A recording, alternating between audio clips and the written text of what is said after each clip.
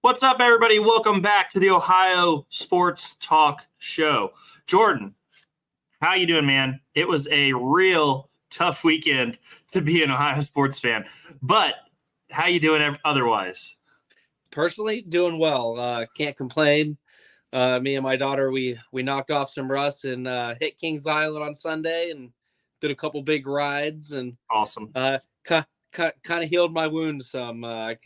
I couldn't stand watching sports anymore. Friday and Saturday broke me, so I took Sunday to kind of unplug. But here we are. I'm ready to rock and roll. How are we doing? Yeah. How are you doing? Obviously, we had my son's birthday this weekend. We had T-ball game this weekend, so we were going. But fun weekend. It's nice to play with your kids and like get to mess around with their friends, play a bunch of different games. Kickball, dodgeball, run around in the street for a while. That kind of stuff is always fun to get back to because you don't get to do it as much anymore as an adult. So I had a great time doing that with him. His actual birthday is on Thursday, so obviously shout out to Bronson. But yeah, it was a good weekend. Other than everything in my sporting life going, the Reds played okay baseball. The Reds played okay. But when the Cavs are getting kicked in the mouth the way they were getting kicked in the mouth, it's almost hard to find like a silver lining. It just felt like everything was bad just because they were playing so bad. But Jordan, we're actually, I want to announce we're going to be joined by a guest here shortly. KFC from Down with the Browns podcast. Good guy, great podcast they have over there. He's going to come in and help us break down the Browns draft, talk about grades and things like that. So that's going to be fun. But Jordan, any news and notes you want to get into before we get into the actual draft coverage? Because I know there's some things that have been happening in Ohio recently. UD loses another player to the transfer portal, so that one sucks. Nate Santos is going elsewhere this season. There's a lot of rumors flying around with that situation. It sounded like he had a hip surgery, and just a couple things behind the scenes that are going on there that I don't want to share because I don't want to betray anybody's confidence. But damn, man, if we lose another starter, that's three starters and a sixth man. Not the best start to the offseason. No, but you guys did gain a little bit. You gained a local Zed Key, yeah, local 6'10". You're talking about Really looks good to be a rotational player. I think he's gonna bring some much needed rim protection. So. Not a rim protector. Unfortunately, he's not a rim protector. He is a three-point shooter, though, which I do like. He was 6'8" last year. He's kind of grown. Based on what I've read, he's grown a little bit to 6'10". Shot 33% from three last year, so I'll definitely take that. But, yeah, so Zed Key and the kid from Marshall, definitely two signings, but there are other guys on the horizon, I hope, that are coming to help because this team definitely is going to need it if and when Holmes goes to the pros. Jacob Connor from Marshall went to Alter High School, comes in, helps us out there. Yeah, but bodies. He's a depth piece, like you said. Anything else from Ohio? I know the Guardians. They stay hot. They've been excellent this season. Jordan, have you been able to catch any extra Guardians baseball recently? Surprisingly, since I can't watch the Reds, the Guardians come up on my ESPN Plus, so I do get to tune in from time to time. On the Guardians game, they're playing some hot baseball, both offensively and their pitching rotation has been kind of lights out. I know they took one to the chin against the Yankees a couple nights ago, but other than that, they've been playing solid above 500 baseball right now, early in the season. Yeah, they're 19-9. They're leading their division, so at least they're doing well. The Reds are still battling in their own right. They're in a really tough part of their schedule. We'll get into that a little bit later, Jordan. Just off the top, Jordan, before KFC gets here, what were your thoughts on the draft? I mean, as a whole, was there a team that you thought did really well in the draft? I mean, my obvious answer, because of the number of picks and the quality that they got, is going to be Arizona. They definitely big shout out to that organization. They had the busiest weekend out of all. But they look like they're going to be in that time frame. What were your thoughts on the draft? 3 years. And yeah. they're going to do well. A team that I didn't think would do well that did better than I thought. Shout out to Detroit. They really revamped. They really got their secondary pieces in, especially for depth and starting. I saw for Detroit, because you brought them up, I saw some people not as thrilled as some other people because they didn't really shore up the other side of the defensive line with Hutchinson on one side. They didn't get that guy to go with Hutchinson. But I do think overall Detroit did a good job. Corner in the draft, and they went tackle, safety, D-line, and then guard. So I thought they did a good job also. Jordan, I'm going to give it to the obvious team, the team that had the number one pick, though. The Bears. I thought the Bears crushed their draft, man. I've supported Caleb Williams. I think he's a phenomenal talent. But they also went out and got Rome Odunze, who's a fantastic receiver. He's the number 3 receiver in this draft. What were your thoughts there? Because and then they go get the big OT from Yale, and then finish it up with Austin Booker from Kansas on the edge. To me, that seems like a home run because you get your quarterback of the future. You get another weapon to go with DJ Moore and Keenan Allen. To me, felt like a pretty solid draft for those guys, given what they've gone through the last couple of years. No, you're completely right on that. The Bears coming out and building their whole really offensive unit. You have to now via free agency and the draft. It's totally complete. Caleb Williams has no excuse. I know their O-line's still a little bit below average as a unit, but as for weapons, I mean, they got the running back in free agency. They got the wide receivers. They got now a young wide receiver to go in with the 2 veterans that they got through trade and free agency. So yeah, the Bears crushed it as an offensive unit. So, I'm happy for Caleb Williams. He's going to come into a team that's ready now offensively. And you don't see that a lot when quarterbacks come out of the draft, especially, 1, 2, 3, 4, or 5.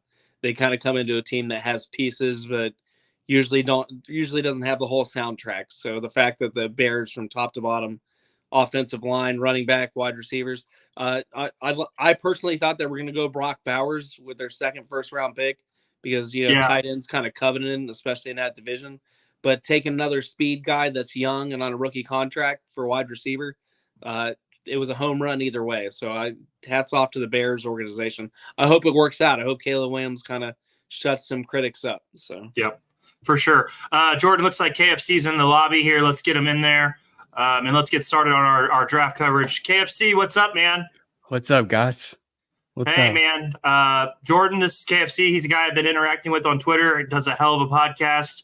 KFC, Appreciate give us a little it. background on you, buddy. Just a kid from Kentucky. Love Jesus, love the Browns, love Kentucky. So that's pretty much all you need to know. Give us a little background on your podcast. So I've got Down with the Browns. We like to cover the Browns. Just some guys like to talk about, the best football team in Cleveland. So, and then you recently started the Kentucky College podcast, correct? yes, sir. So we started, me and some buddies from my church, we started Cat's Cut podcast, which we had started it a few years ago, actually, but we just kind of fizzled out. But now we're like back at it. So because we all, that's what's majority here in Kentucky. Yeah, for sure. I'm from that southern part. I know I see you guys with the Cincy stuff. I'm on that other side, down there where Kentucky, Tennessee, and Virginia meet. So. Mm-hmm. Well, as you can see, you got a little twang on it, so we know you're a little bit more southern than we are. But hey, man, we really appreciate you coming on. Let's get right into it. It's an honor to be on. Hey, it's big for us, and we very much appreciate it. Let's get into it, though. The Browns. Let's get it. I thought they had a pretty solid draft, KFC. What pick on here did you think was the best pick the Browns made in the draft? And then we'll get a little bit more into it. So I think the best pick we had was the Zach Zinner pick. Like, bro, I've been harping. I didn't think we'd take him in the 3rd. I was thinking more 156, but I didn't know how draft boards were. There's a lot of guys that went above what everybody thought they would, and a lot of the guys went farther. Yes, for sure. Zach Zinner is a guy. I was like, we got to get him because you go back and watch him at Michigan. the dude's a dog. I know this is an Ohio We sports understand, thing, and I know you don't like. Yeah. Okay. I'll that team up north. Sorry, I didn't mean to. Yeah, cuss there on you this. go. There Much you better. go. Sorry for cussing. But yeah, Zach Zinner, I really like that pick because he's a dog, and I think the only reason we were able to get him in the 3rd round is because of that injury caused by our 2nd round pick. So Yes. in a way, he was already helping the Browns before he knew it. For sure. Because I think he probably went 1st, 2nd round. Because I mean, he was pretty solid. Well, based on what we've seen in Jordan, unfortunately, we've got to see him kind of railroad the Buckeyes for a couple of years now. That guy felt to me like a 1st round talent. You go out and you get the knee injury playing the Buckeyes. I think that was a steal also. I thought it was a great pick. Jordan, thoughts on Zach Zinter, somebody that we've unfortunately got to know pretty well here in Ohio? No, I'm going to kind of sound like a broken record. He's definitely a steal. I think 2 years in a row, you had DeJuan Jones fall to you last year, and you kind of look at this pick. This pick kind of falls into that mindset for me, anyways. A guy that can absolutely come in and make a difference, and potentially, really, really make a case to maybe start. So I think his talent is there. You get a young guy on a rookie contract that, if he doesn't get to start, he's a depth piece for. And you saw what happened to injuries last year for Cleveland, especially on offensive line, for sure, and that nature. So you can never have too many. You can never have too many depth pieces. So really, hats off to the Browns organization for kind of jumping on that and possibly overlooking his injury. But we'll see how that plays out when the season gets closer to camp. Okay, KFC. I think back to you though. Was there anybody you think we reached on? Was there anybody that you didn't love on this draft? Oh, you guys are gonna hate me. Michael Hall. I'm gonna be honest. If you go watch it Down with the Browns, you're gonna see me get really upset because I thought this was a guy we could have got at 85. Maybe totally wrong. You guys can enlighten me a little bit more on him. He's not a guy I really studied out in the draft, so he really wasn't when we picked him. I was just like, well, okay. It just caught me off guard a little bit because I thought we would kind of go more linebacker. I wasn't big on we got to get a wide receiver at 54. I wasn't that guy. That's just not the direction I thought we would go. So it caught me off guard. And I mean, I hope he comes out and he's the greatest defensive tackle ever. I hope he's up there with Aaron Donald. I'm gonna be real. I hope he's a dog. But it's. I get it, and he's 20 right now. He'll be 21 time season starts, and he's a great pass rusher. He's a little weak in the run defensive game, but from what I've studied out since we've got him, it looked like Ohio State was kind of playing him out of position. They were playing him at the 1 tech. He's more of a 3 tech guy, and that's where he'll be playing more with the Browns because we've got guys like Siaka Ika, if he's still on the team, and Dalvin Tomlinson.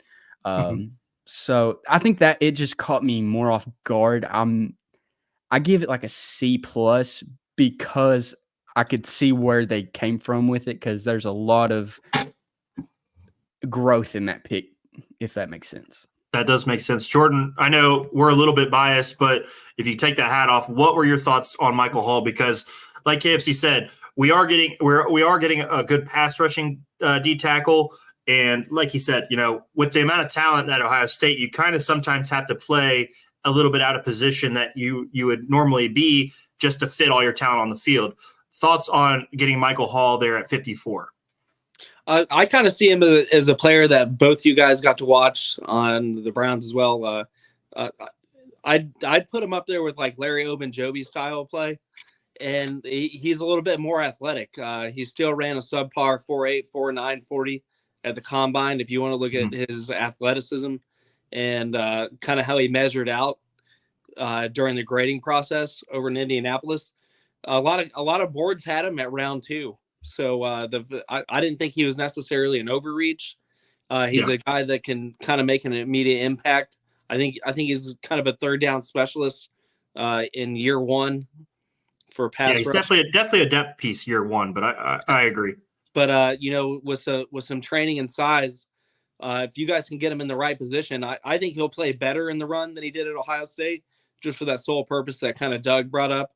He was definitely out of place, but the amount of talent in college and kind of how people rotated and just kind of, lack of coaching at Ohio State last year when it came to the kind of the defensive calls and defensive line, that I think he's a solid steal.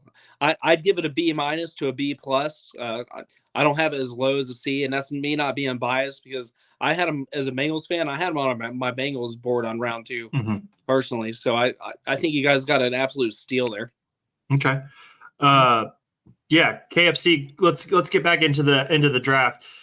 Was there anybody that we passed on that you thought, hey, we should have got this guy then? Obviously, because you weren't thrilled with the Michael Hall pick. Was who at 54 were you looking at the Browns to get then? So let me rethink, because I know going into draft day, I wanted Adrian Cooper so bad I couldn't stand it. And then he goes to the Packers at, I think, 45, 46, whatever it was. And I was mad about that one. I'm trying to think of who was still on the board.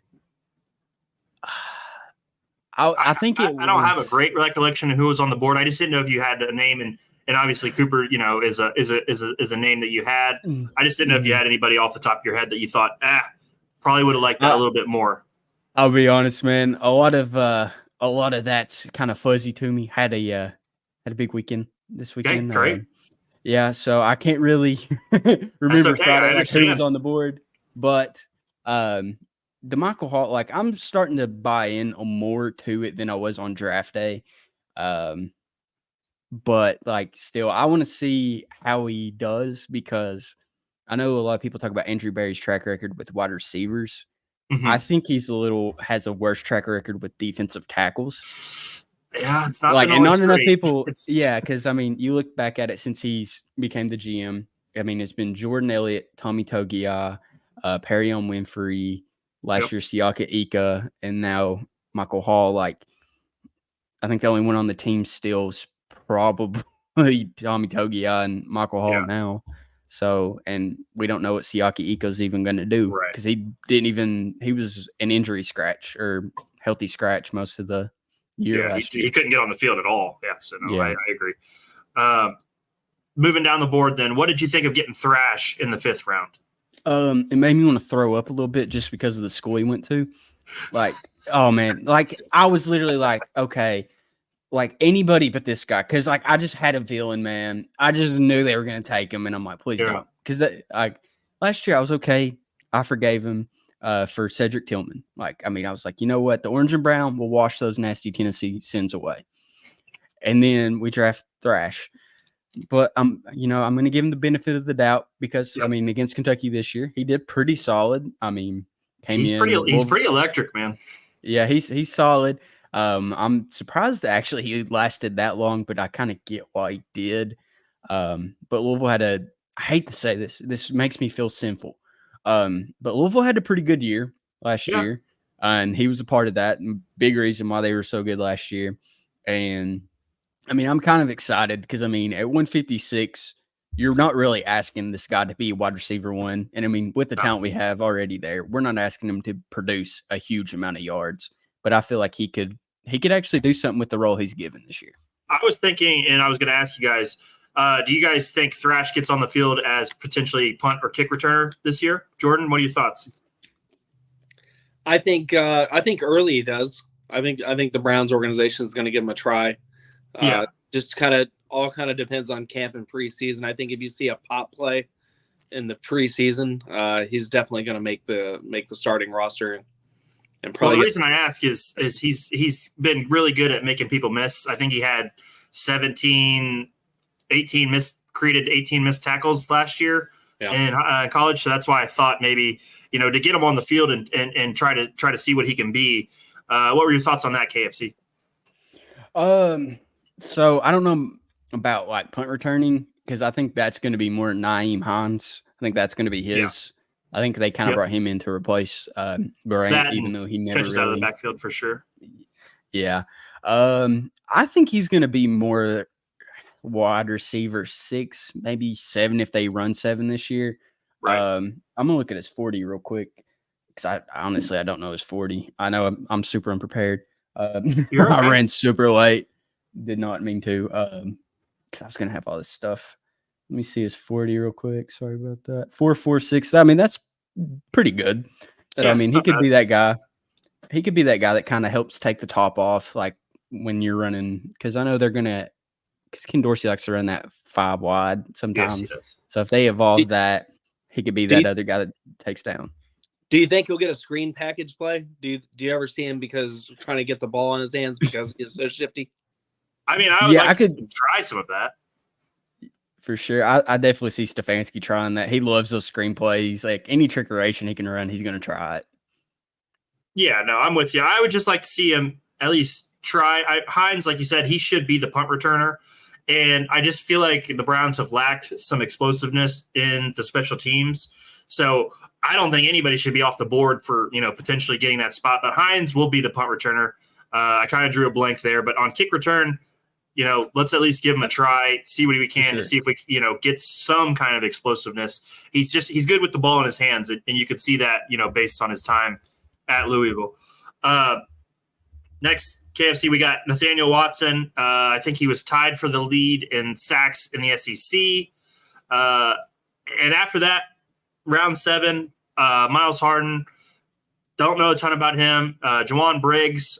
I know about him because of the Cincinnati connection, but some of those guys are a little bit lesser known.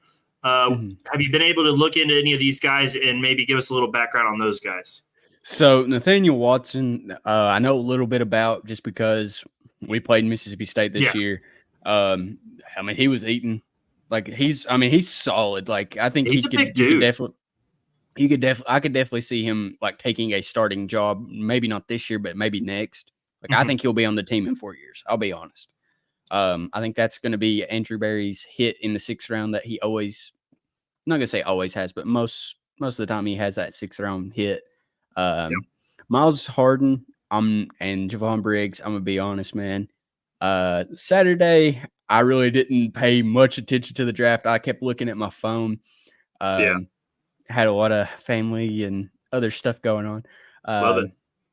Yeah, so I mean, I've not really got to dig in on Briggs, but from what I've saw so far, I think it's if he produces in like the preseason and stuff like that, I could see him definitely maybe sliding in on the practice squad. And Miles Harden, I can't tell you much. I'm sorry. Yeah. Jordan, any thoughts on Nathaniel Watson? We talked about him over text a little bit. Anytime you can lead the SEC, I don't care what you're doing. If you're leading the SEC in something, you are a talented player. Any thoughts on him? I know he's really sure tackler, and that's something I believe the Browns desperately need. I talked to you, Jordan, last week. I said, hey, linebacker is a position of need. They do get him 6th round. I thought maybe they could try to get Cedric Gray a little earlier in the draft. Didn't go that way, but Nathaniel Watson, a good pass rushing linebacker, a sure tackler. What are your thoughts, Jordan? Watson on a lot of boards was rated a round 5 or even a potentially round 4 when it came to the combine over in Indianapolis. So I think this is an out of the ballpark home run pick at round 6. You're getting a for sure tackler, a guy who has got a lot of starts in college, so he's got experience.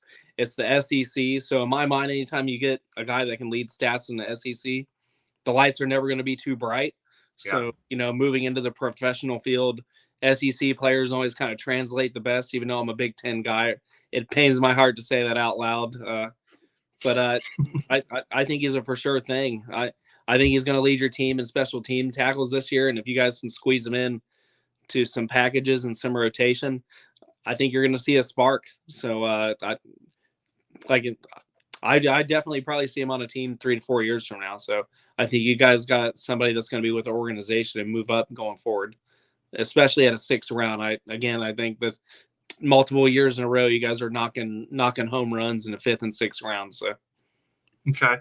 So now that we've got the board out of the way, KFC, give me a letter grade overall for this draft for the Browns. I mean, obviously no 1st round pick. We know where all of that capital's gone. Give me a grade on this draft. I'm gonna give it a C+.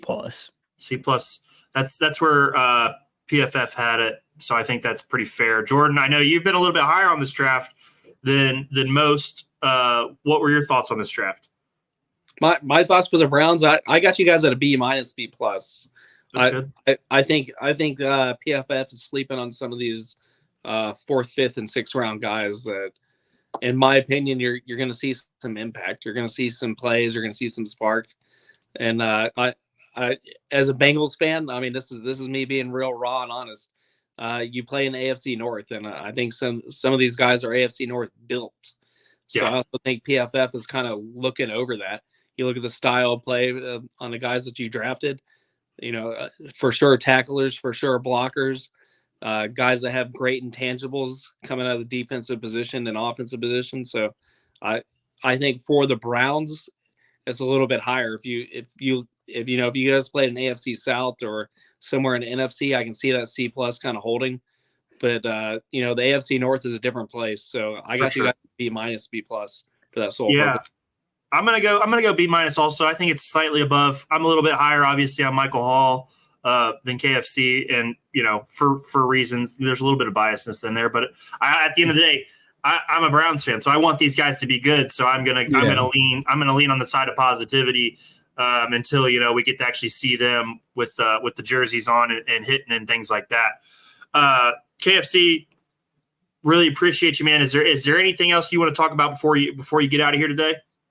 Nah, I appreciate you guys having me on. It's an honor. Anytime you guys want me on, I'll happily hop on. Love that, just dude. let me know. We love that. Anytime. Hey, we're gonna definitely use you on some Mondays after Browns games. So I look forward to having you on. Hopefully we can link up and maybe get you back on your podcast one of these days. Yeah, we'll get you guys on down with the Browns for sure. Hey, All right. I'm always down. Hey, when it comes Bengals week, bro, you're definitely on. I'll just let you know. You're definitely on Bengals week. I gotta tell you though, be prepared. Jordan is a little more aggressive during those weeks, so Listen, just be ready. We talk trash. Like Manny, when he's on, bro, he's coming at you. Hey, he's gonna have that crock pot. He's gonna be ready. And I got a background for the Marine Corps, so I'm here. Oh, bro, you can take that. Yeah. Well, thank you for your service, bro. Thank you. All right, man. Well, hey, again, we appreciate you. Thank you so much for coming on. Yeah. And obviously, we will be talking about you more as the season goes along. Yes, go ahead. Go Browns. Go Reds. Go Browns. Go Reds. Appreciate you, man. See you next time. See you, brother. Well, Jordan, that was KFC. Dude's got a lot of energy, a lot of positive energy. Really nice dude. We connected on Twitter, and he's going to be a good reference for us going forward as the season goes along. Be a guy we can get on and be able to talk shop with, talk throughout some of these games. Jordan, let's transition to the Bengals draft. You were much lower on the Bengals draft than a lot of other people. I know some people did share your sentiments. I'm not going to act like you weren't the only one, but you were definitely down on this draft. Let's not, call for anybody's job or anything like that. What were your thoughts now that you've had a couple days to think about it? Are you any more comfortable with this draft? I've had a couple days to cool down, and some of it was just was a little bit biased.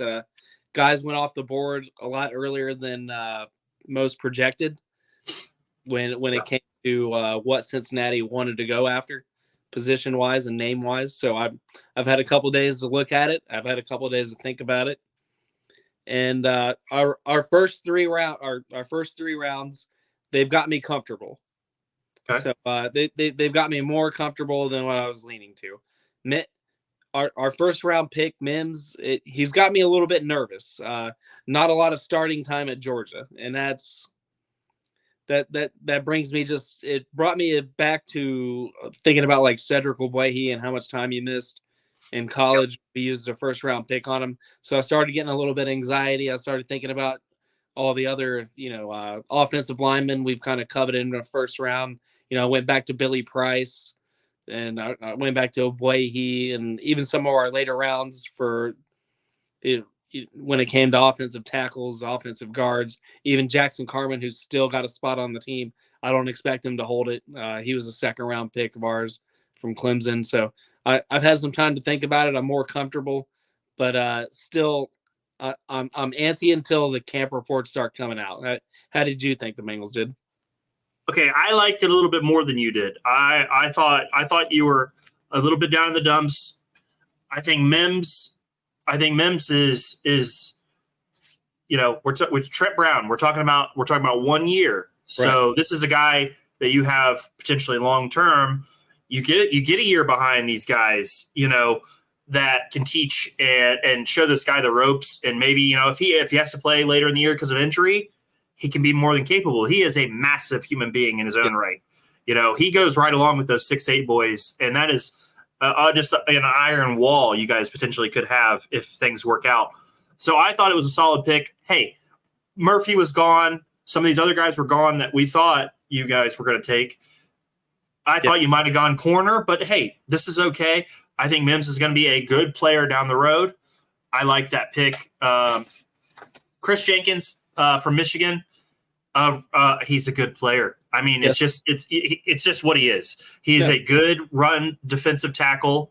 He is his length. He doesn't have a great length, but he is a great power rusher. I mean, the dude might be the strongest guy in the draft based on size and all that kind of stuff. So I thought that was a good pick.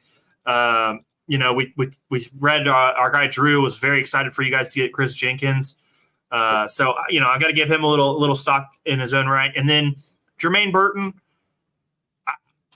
he slid down the draft boards because of off the field issues. So what's up?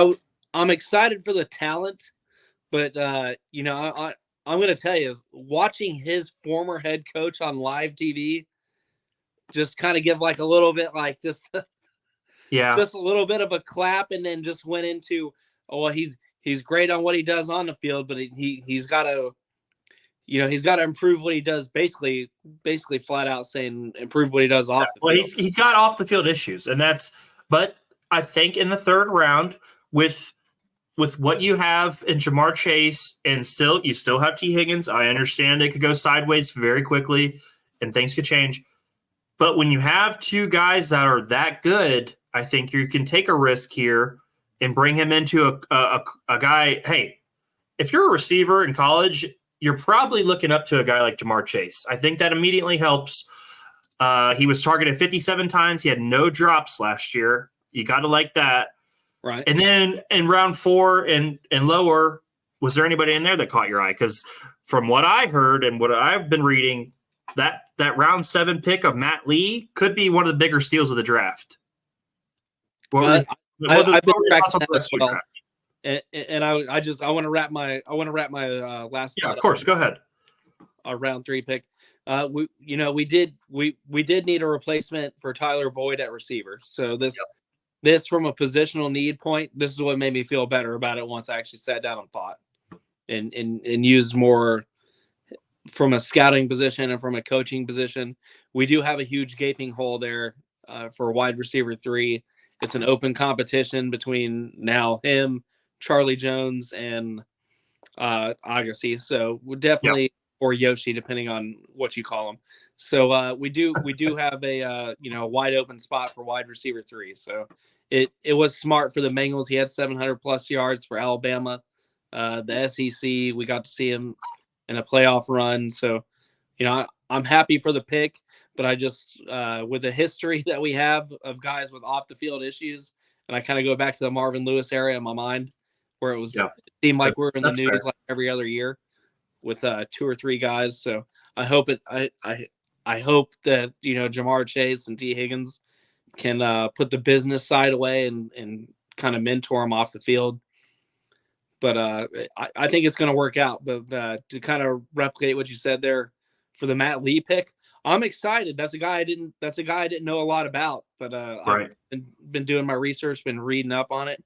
It's kind of got me excited. I know Eric, our 4th round pick was kind of a reach in a lot of people's opinion. They had a great round 5 to round 6 grade on him. Yeah. The Newton pick makes me happy. That I feel like that kind of went with who was right there. I like it too. I like the Newton pick a lot. he only allowed one touchdown last year. Yeah. Eric All, he was ranked the third best tight end based on PFF. Obviously, PFF has its flaws. He was rated somewhat higher on PFF than he was on some draft boards. But I did like the Newton pick. What were your thoughts on doubling up at tight end? Because that has turned into a position of need for you guys. So what were your thoughts on getting 2 tight ends in this draft? From the free agent standpoint, it didn't make a lot of sense because we re-signed Sample to a 2-year deal. Oh, yeah, but he's not. Come on. No, he's not. But I'm just talking about dollars and cents wise from the business standpoint. We brought back in Tanner Hudson on a 1-year deal. Ugh. And then, regardless of what you want to feel about him, the guy made plays and put up numbers coming straight off our practice squad. But, I'm happy we did it, but doubling up on it didn't make a lot of sense for me because somebody's got to go. Because right now I think we have almost 5 tight ends on the roster total. So somebody, it's going to be a competitive. Hopefully it's going to be a healthy competition in camp, and Joe Burrow can find his guy. We signed a guy from the Patriots on a 1-year deal, and Miami on a 1-year deal. And everybody else underneath is kind of expendable and cuttable. So, I was happy we doubled up, but it didn't make a lot of sense. It seems like a lot of tight ends, but like you said, you got Gesicki, and I think Gesicki's a really talented tight end, but you don't know long term with him. So that's kind of why I'm guessing you guys went this route. Now that you've had these days to think about it, you've doubled up on tight ends. You went and got a couple corners. You helped the secondary a little bit. You got the receiver who can potentially be that wide receiver 3. You got the D tackle that you guys needed after some things didn't go your way. Mims, potentially your long-term one of your long-term tackles. Jordan, what's the draft grade now that you've had a couple days to think about it? I put us at a B-. Okay. I think we overreached a little bit in some areas, but overall, we drafted to position of needs, looking at the team's contracts, who's expiring, who may not be there after camp, and all the holdouts that may or may not happen. So I give us a B-, B+. I'm happy with it from a depth standpoint, and a couple of these guys are going to be instant starters. I do think Mims is going to come out in packages and be that extra tackle in running situations. There you go. So I would be happy to see that because he's a far upgrade from when we were using Isaiah Prince 2 years ago. We're using Isaiah Prince as an extra blocker 2 years ago. So the offensive line is definitely upgraded from just his presence there. He's an SEC guy, championship guy, and knows how to win. So yep. I'm a little bit more cool-headed than what I was a couple nights ago. So my Twitter rant for everybody that experienced it and stayed on, I want to go ahead and apologize. But I was intense. But I'm a diehard fan. Football is a big portion of my life. So for sure. I want to see the team continue to have success, especially coming off a lame duck year where we had a winning record, but it didn't mean anything. So you guys really sucked last year. Man, you're putting it nicely. You guys are a bunch of bitches, is what you are. Anyway, sorry. Before we get off the rails, there, I'm going to give you guys B-, B+. I'm going to go B. I'm going to go right in the middle. I thought you had a good draft. I think Jenkins is going to be a good player. Unfortunately, I think Mims has a lot of potential, and I do think you guys went out and got a decent receiver who could down the line fill that void of Tyler Boyd. And I think some of the secondary guys, they have potential. That's all you can ask. And if the late round, 7th round Matt Lee somehow turns into a starter down the line, you're going to remember back to this podcast and be like, damn, Matt Lee was a hell of a pick. So I think a solid B right in the middle, B-, B+. I'm going B. I think you guys had a solid draft. But Jordan, let's wrap up the NFL talk and talk about something much, much more depressing. Much more depressing. You can't see this, but it's the Cavs. I think this was 2016 Cavs, but they're just hands in their faces. They're defeated. I'm defeated. I feel like crap. Jordan, it's 2-2 coming back to Cleveland. Cavs versus Magic tomorrow night on NBA TV. Why we get stuck on NBA TV? We get no respect. We're stuck on NBA TV, and we're going to be streaming the game again. We're stuck with that bullshit. On top of us playing like crap, we have to deal with this bullshit network where we can't even watch it on regular TV. We have to stream it illegally, which I'm fine with, but still unfortunate. Jordan, the Cavs have been absolutely smoked the last 2 games in Orlando. Let me give you a little stat. In Game 3, we were outscored 35-16 in the third quarter. In Game 4, we were outscored 37-10 in the third quarter. Man. That is a 72-26 margin in the third quarter in the last 2 games, dude. In the last 2 games, we've been demolished in the third quarter. Say something nice about the Cavs for me before I just go off the deep end. Say something nice. Jared Allen is shooting 67. Yeah.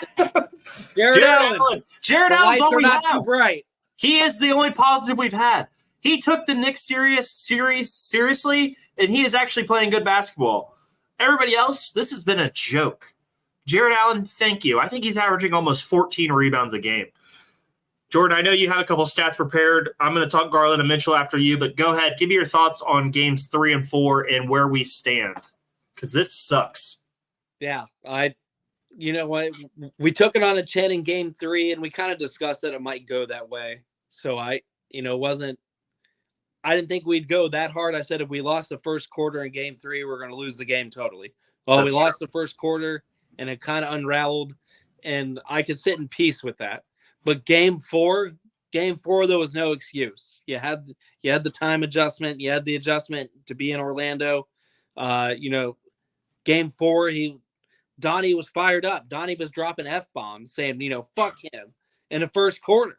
And pointing fingers. He was really tough in the first quarter, that's for sure. I loved it. And then the rest of the team, it just they just didn't feel like they went with it. The rest of our guard play and just besides Jared Allen, besides Jared Allen, which we will never talk bad about Jared Allen on the show ever again, regardless. No, he's got to pass forever. He's got to pass.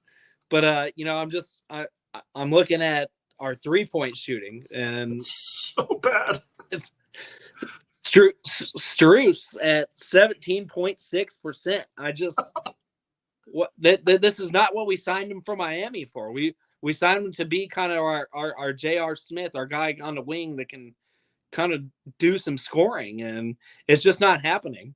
And George Niang is a guy that's playing big time minutes in these games. 9.1% from the 3 line. 22% shooting overall field goal percentage. That's not a rotation guy, Doug. That's not somebody, I think we threw him almost 20 million total. That's not a rotation guy. It's unfortunate because I thought he had a good end of the year, and this is not it. This is not it at all. Him and Strus have, I think they've made 1 combined 3. Yeah. Or maybe 2. No, 2. They've both made 1 each, I think. Yeah, maybe Strus has made 2, but Jesus Christ, dude, these guys can't shoot. Mitchell's shooting 25% from 3. Yeah, that's 25%. Our best player. That's going to be our max guy next year. This guy is supposed to be a superstar, and he has been flat as hell in Game 3 and 4. Jalen Brunson is out carrying the New York Knicks to a 3-1 lead over the 76ers, who are much better than Orlando. We're getting lapped by. This is It's embarrassing. He's playing terrible. We threw the season finale for this. We literally lined up to play these guys, and we're getting our asses kicked in Orlando. We are getting we're getting ran off the dude in the third quarters. Remember this number again: 72-26 in the third quarters. We are getting embarrassed. 10 points. Doug, I'm a little older now and a little bit more out of shape, but I feel like if you put average players below what the Cavs had, we'd have got more than 10 fucking points. That's just 10 points in a quarter. And we have a superstar on our team. Well, we have 2. Superstar. By paycheck, we have 2 superstars on the team. Jordan, I saw some stats today that they did obviously plus minus is not perfect. they did plus minuses for everybody in the starting five, and their plus minus without Garland on the floor was all in the plus, and with Garland on the floor, they were all in the negative. I think it's ran its course. I think he's got to go somewhere else. We might lose Mitchell either way, but I think Garland needs to go. It just doesn't work. His turnover ratio. I mean, you look at the timing of his turnovers. It's always poorly timed. It's always like right at the top of the key before we even get any pick and roll going. It's just so bad timing, and it's leading to fast break points on the other end. And that's where we're getting killed in Orlando too. We're losing the fast break points. And Jordan, you mentioned our superstar players. In Game 3, they were combined 8 of 26 for 18 points. Garland was 2 of 10 that game. Mitchell was 6 of 16. In Game 4, they were combined 10 of 25. They did have 32 combined points because of free throws. These guys are not playing like max level contract guys. They're not getting it done. But Game 5 is tomorrow night, Jordan. We have played extremely well at home. Is that all it is? Is that we can only win at home? Do you think that's what it comes down to? This series goes 7 and we get lucky because we play the Game 7 at home? Man, it might. It might. What's your prediction, dude? Game 5 tomorrow night on a game we can't watch on our TVs. We got to stream it illegally. What's your prediction, dude? Game 5. I think it's gonna be a nail biter. Give it. I got Cleveland 103-98. I think it's the big men for Cleveland that get it done. I think Allen and Mobley get it done on the boards and get it done underneath. I think Allen and Mobley carry this team, and everybody else is just kind of the centerpiece. I'll go 90. I'm going to go 97-93 Cleveland in Game 5, and then I think we lose in Game 6 because I don't think this team has any scrotum. I don't think we have it, dude. I don't think we have it. Let me ask you just from an analyst standpoint, is it the talent on the team, or I mean, I personally wouldn't let JB Bickerstaff back on the plane. No. In Orlando. He should have been fired. The game. What game was it? The regular season. We shouldn't have let him back on the plane going into the playoffs. But here we are now. This is his last couple games as the coach of the Cavs. It's got to be. I'm ready for it to be over. I'm ready at this point. Regardless if we win Series 1, it's got to be over. Doesn't change anything. He's got to be gone. Because it's ran its course, buddy. That's all it is. He's not a good basketball coach. No, we're not better with him on the floor. He could not be there, and I think we'd have the same result. It's just he doesn't help us. Because as much as I've been pointing the finger at the GM, he continues to give JB talent year in. He at least tries. He tries to bring in talent. JB is just not he's playing the same way he was 2 years ago when we had to go through the plan. Like it's just. No adjustments. There's no adjustments from this team. There's no wrinkles. There's nothing. There's nothing positive if we get down 10 points, it feels like the game's over. We just saw the Mavericks yesterday come back from 31 points and make it a game. We would never. We don't have what it takes to do that kind of thing. And it starts with head coach. Jordan, before we blow a gasket and we get off the rails and really start getting upset, and the language turns from somewhat harsh to really ugly. Let's move on to our Cincinnati Reds, buddy. We just finished the series with the Rangers. We're playing San Diego in the next stretch here. Teams 15-13 after a tough loss last night, end up losing 4-3. I'm going to hit you with something positive because we've been banging the Ellie drum pretty hard recently. Going into today, Jordan, Ellie is on pace to hit 281, 41 home runs, 104 stolen bases, which is absurd, and a 968 OPS. That guy is playing really, really well right now. I know, you've been very high on Ellie, so I wanted to give you those numbers. Thoughts on the Reds right now? 15-13 in a really hard stretch of our schedule. Rangers are coming off a World Series win. The Padres are loaded with talent. What's your thoughts on the Reds, bud? This weekend has me feeling better about pitching. Hunter Green went in and pitched finally that length that we wanted to see, and he got some run support. I'm gonna butcher the name. You got to help me with this. Lodolo.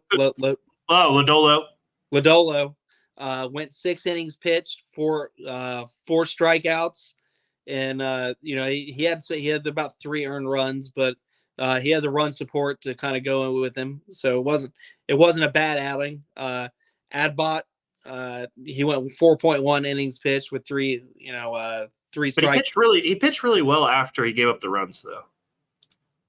Like, he had a bad first inning. He gave up 4 in the first on 2. He had just 2 bad pitches, but after that he struck out 7, like you said, and then he went in deeper into the game.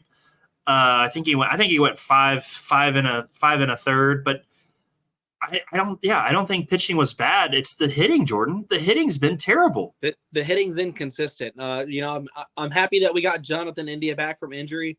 He played well this weekend. Absolutely lit it up. How about Candelario last night with the Golden Sombrero? 4 strikeouts in a game. He's hitting 159 right now. We signed him for $15 million. He has been terrible. He's not terrible of late. That's for sure. Jordan, the last game he got a hit in was the last game against the Angels. That was 7 games ago now? It'll be 7. Oh my gosh. And then last night, Stevenson gets hit in the hand with a pitch. Encarnacion Strand gets hit in the hand with a pitch.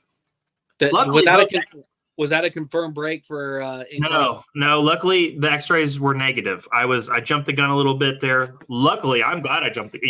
I'm glad I was wrong. But yeah, both guys get hit in the hand. They're out tonight. They're not going to be playing tonight. So we're a little bit behind the 8 ball going into this series against the Padres. But Lodolo's back on the hill tonight. That's always a plus for us. That guy can really pitch. I mean, he's a really, really good pitcher. So we need him to get going. Thoughts on the Padres series, Jordan, before we get out of here? I think we take the Padres series. I think the Reds are going to get it together. Like I said, Jonathan India is knocking off some rust. Mm-hmm. Some of these younger guys with our starting lineup out they're going to get some playing time, and I'm excited over that. I think maybe that brings a little spark to the dugout and probably some new fresh energy.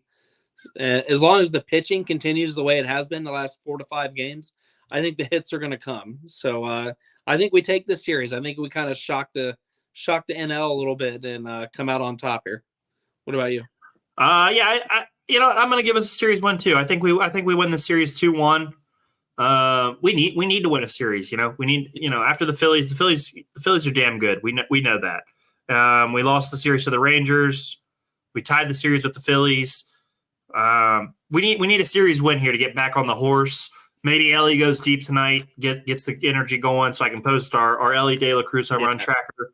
I love that we do that. But we're back at it again tonight. 9:40 start. Lodolo pitching. I think the Reds win this one tonight, and I think we take two of 3, and then we go into a series. We've got this is a tough month for the Reds. We've got Baltimore after that at home, luckily. Arizona at home, so that at least is at home, and that helps a little bit. But this is a kick-ass month for the Reds, dude. We're playing some tough ball clubs. Maybe we'll get out to the Arizona game and we'll do some coverage for our fans and our watchers. Yes, yeah. Maybe let's make it a Saturday and let's get after it. Maybe we'll get a little rowdy. Let's get after it and have some questionable posts on social media. Really get the crowd going. But hey, Jordan, we've gone for almost an hour tonight. It was good having KFC on. We've had 101 people in here watching tonight. We really, really appreciate that. It means the world to us. Obviously, we're trying to build something here. We're trying to improve every week, and I think we're slowly getting better and better. Jordan, appreciate you as always, buddy. Anything before we get out of here? No, I just I'll do a little live on network shout out to your son Bronson. I remember the day he was born. the day after. He fit into my hand. I'm gonna quote a Rocky moment. He really did. I got the picture in my shoebox somewhere. Yeah. Most certainly. Brought you all Dunkin' Donuts at the hospital. Everybody y'all were wore out. We had the Dark Knight going on the TV. That's true. We were watching The Dark Knight. That's great. Great I memory. remember it like it was yesterday. Proud to see what he's becoming, and happy birthday and a shout out. And I love doing this with you twice a week. Brother, you guys are family, and our fans, thank you for being a part of it. You're a big key. We'll get better and reach out to more and more. Reach out on Twitter to us right here on Ohio Sports Talk, and we love to interact. I'm going to start abbreviating some of my statements so that they don't get mixed in with Doug. If you guys got beef, come and face me. We'll talk about it both ways, but we'll clean it up and we'll get going. So thank you again. All right, buddy. As always, love you, man. And we'll be back Thursday. Hey, we got another opportunity to get better on Thursday. Thank you to everybody who's watching. Thank you to everybody who's liked, subscribed to the network, who's followed us on Twitter, X, whatever you want to call it. We're going to keep building and keep pushing and hopefully keep bringing you a great podcast / show. You know what I mean. But that's been all for Ohio Sports Talk. We will see you guys on Thursday night.